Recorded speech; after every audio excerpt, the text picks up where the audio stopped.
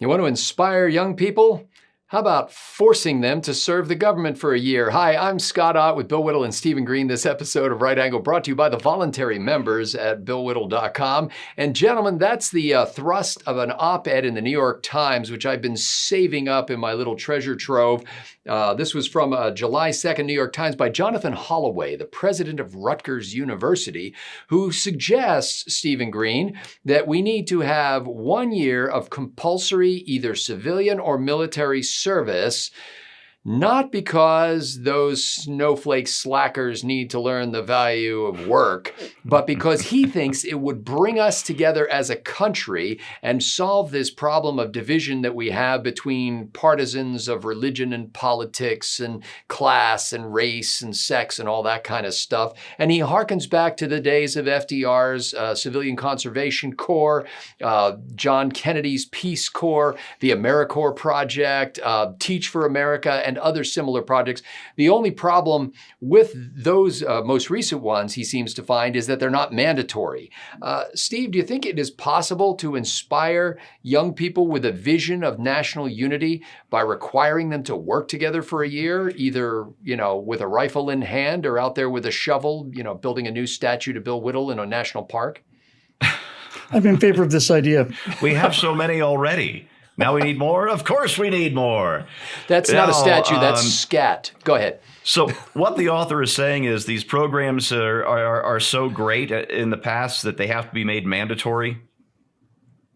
Yeah, that's the thrust of it. The word compulsive or compulsory, it appears multiple times in this op-ed. Yeah, compulsory, one of my least favorite words. I'm actually of two minds on this, but I'll tell you why I come down on the side against it. I might be able to favor something like this on two conditions, that we did it the Robert Heinlein style, Starship Troopers style. Number one, you make it hard, really, really hard, but you don't make it compulsory. And two, even the whether it's military or civilian, it's got to be really hard, dirty, nasty work that nobody wants to do.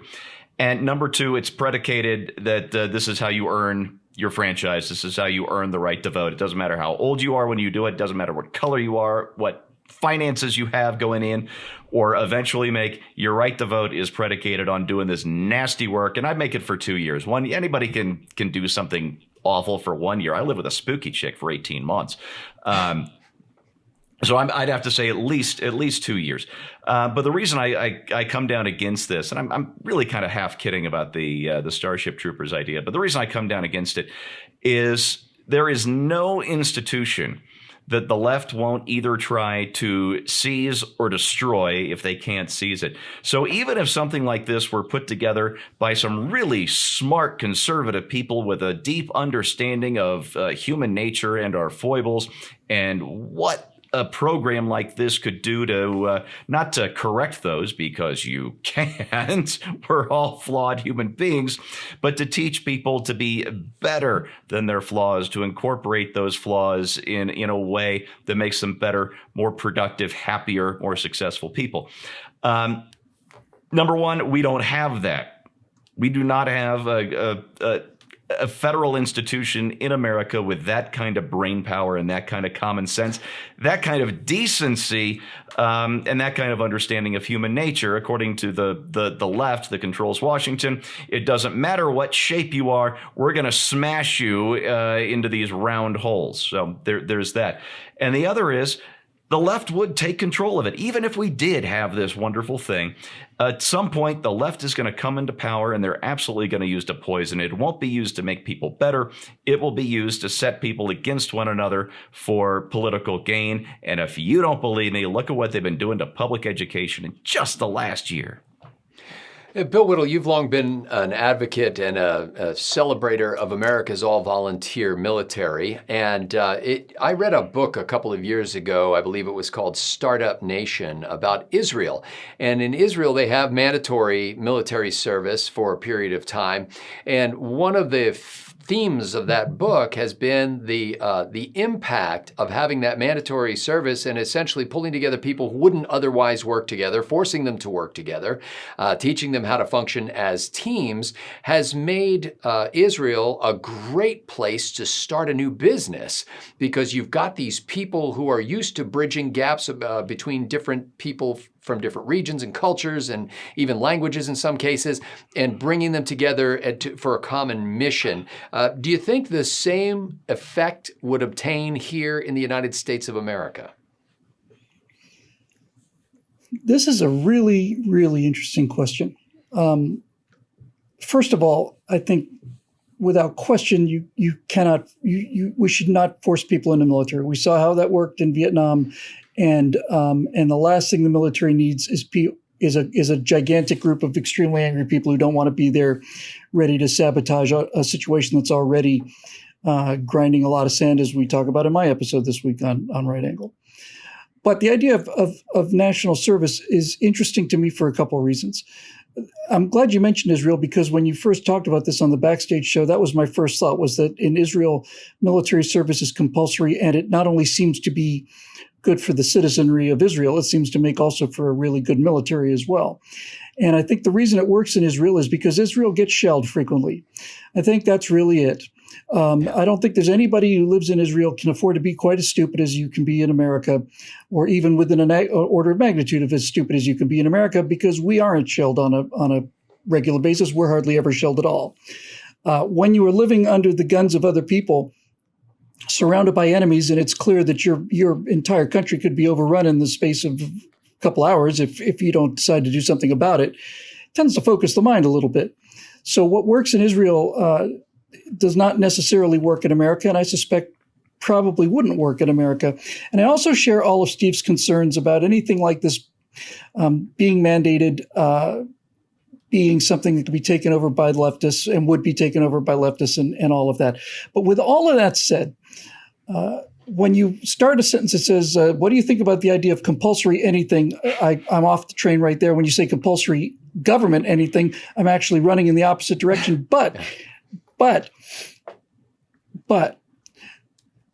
given the state of our society today, I am certainly open to the argument that entire generations of Americans need to be made aware of the fact that some things are in fact compulsory, that you don't always get to do what you want. There are times in this life where you have to do things that you don't want to do. And that's the responsibility and the obligation that comes with freedom. And that connection between freedom and responsibility is now so tenuous, it's just barely not there at all. If jury duty was not compulsory, there would be no jurors. And for quite a long time, there were only jurors who had the only people who were on juries were people who either liked being on juries, needed the $15 a day or whatever, or who couldn't come up with compelling enough stories because I can't possibly serve on jury duty. I've got a business to run. I don't know what it's like for you guys, but those excuses don't wash. Even in California, they don't wash anymore. You cannot get out of jury duty anymore. And you can't even say, oh, you know what? I think I ought to kill them all. For parking, even that won't get you out of jury duty anymore. Good. Jury duty is a mandatory obligation that comes with living in a society that has a system of law that has trial by jury. And I'm not in a position to claim any kind of outrage about being mandatorily called to perform jury duty. That's not a heavy burden on me as an individual, given the amount of freedom that I have. And as we get further and further away from the idea of freedom as even a concept, the reason we're in the trouble we're in is because people assume that freedom is free. People assume that this is the natural state of mankind, doesn't require any maintenance, doesn't require any effort, doesn't require any obligation, nothing. I think it might do people some good. And I'm reminded of a video I did a number of years ago. It was an afterburner back at PJTV called 3.5 Days, the first video I think I ever did that got more than 1 million views. And the idea was that 1% of a year, 365 days in a year, 1% of a year, more or less, round numbers, 3.5 days. And this was when Occupy Wall Street was really starting to happen. And I remember saying to myself, if everybody had to go out into the woods for 3.5 days a year, 1% of your life, that's all. It's not a big number. It's not 10%. It's not tithing. 1% of your life. You had to go out in a cabin, and here's your cabin. And you have some people who are just randomly assigned to you. And if you want to go and gather berries, you get to eat for 3 days. If not, you're hungry. If you want to go out and chop wood, you don't have to freeze at night. If you don't, if you're too lazy to go chop wood, then you have to be cold that night, period. My conclusion of this was if people had to do that for 3.5 days, they wouldn't be quite so dismissive of companies like Exxon or General Foods or any of these other companies that are out there providing the oil and the electricity and the gas and the food and the entertainment, all the stuff that we just take for granted. Pay for it. It's human nature, Scott, to put a value on things commensurate with the effort that we put into it. This is why when you lose something that you took for granted, you realize you would pay just about anything to get it back, but you usually can't. So, yes, there's something to be said for this idea. And I think the best way to accomplish this is to realize that this is not something that you can make enforced mandatorily from outside. This idea of obligation and mandatory service has to come from inside. It has to come from inside of people like you and your family and many other families, but I'm talking about you specifically, Scott, who have family members that go and provide services, missionary services around the world, because they feel it is their obligation to the common brotherhood of man. There's nobody got a gun to their head making them do it, but you have relatives and children who are out in the jungle someplace, not widely known, and I hope I'm not embarrassing you. But the point of it is that that they're doing this for the right reason. They're doing it because they understand that there are responsibilities that come with freedom. And if we could get everybody to the kind of level of virtue where everybody felt that they had to do something like this in order to pay back for some small percentage of everything that's been gifted to them, we'd be living in a much healthier society than the one we're living in right now. We wouldn't have to talk about it being mandatory if that were the case. I think the president of Rutgers University, this Jonathan Holloway, has something at the heart of what he's talking about. I don't think he knows how to take it to the next level, and I'm not sure anybody does. But there certainly is value in creating unity out of shared struggle or suffering.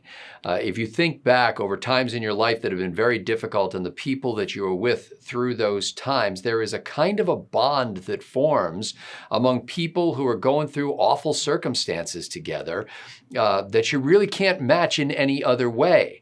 You know, years ago, my wife and I went on a Royal Caribbean cruise. I don't have any friends from that cruise. I didn't we met people, but there was nobody we stayed in touch with. Because, when your biggest struggle is which topping to choose on the buffet, it doesn't really do anything to force you into close quarters and to overcome your natural reticence about people and to build those kind of bonds that can last a lifetime. On the other hand, my grandfather who raised me went on a cruise of sorts, and it wound up on a beach in Normandy. And then it, wound up with Patton's army marching through France on the way to Germany. And then he came back on another cruise. And for years after that, he would speak with fondness about these utter strangers who had been with him on that cruise. People he didn't know before, people from various ethnic backgrounds, people who he lovingly referred to by the insulting term of their ethnic background. So there were wops and krauts and all these kind of, the lingo of the times, was said with absolute affection and love and a bond that pulled those guys together. Now, I'm not saying everybody has to go to war to create that kind of a bond. Fraternities have figured this out, and so they put pledges through a program that's uncomfortable for the pledges, and short of the ones that are hazing and abusive, they put them in situations where they're forced to work together with people they don't know so that they can build these bonds that will last a lifetime. And so there's value in that, I think. I think the plan falls down when you get to compulsory service. I think anything where you mandate people to do it from a federal government level, you, as Stephen suggested, you are building a weapon that might eventually wind up in the wrong hands. And so you don't want to get in a situation where you've created this. The other thing that occurred to me while we were talking about this is, all the great work that and works that the Civilian Conservation Corps and the Works Progress Administration did during the Great Depression under Franklin Roosevelt, they built a lot of stuff that then afterwards was very difficult to maintain, had to be maintained at a tremendous government expense, and a lot of it fell into disrepair because you no longer had this great army of people who desperately needed some place to work and wanted to do that. Now, Roosevelt wanted people to work so that they would have the dignity of, when they got paid their meager paycheck, they had the dignity of work behind it. But I think that you can't do it from the federal level because, like Bill said, there's nobody smart enough, and like Steve said, you're creating danger for the future. That said, I think the real power of service happens at a local and community level. And if you want to start compulsory service, I don't think you need to do that. I think there are enough people in each little community who want to come together and do things for the good of their communities. I've been part of some of these community groups before. I see how that, it's almost magic, how it brings people together who have a like mind about something, but other than that, almost nothing in common. And they find ways to build bonds of friendship that accomplish great things for the community. So yes, I'm assuming Dr. Holloway, although I don't know that for a fact. Good idea to serve your community, to serve your country. Bad idea to force people to do it. But keep thinking. I mean, you're a university professor. You're bound to come up with an idea that'll work eventually. For Bill Whittle and Stephen Green, I'm Scott Ott. Thanks to the members at BillWhittle.com for making Right Angle possible.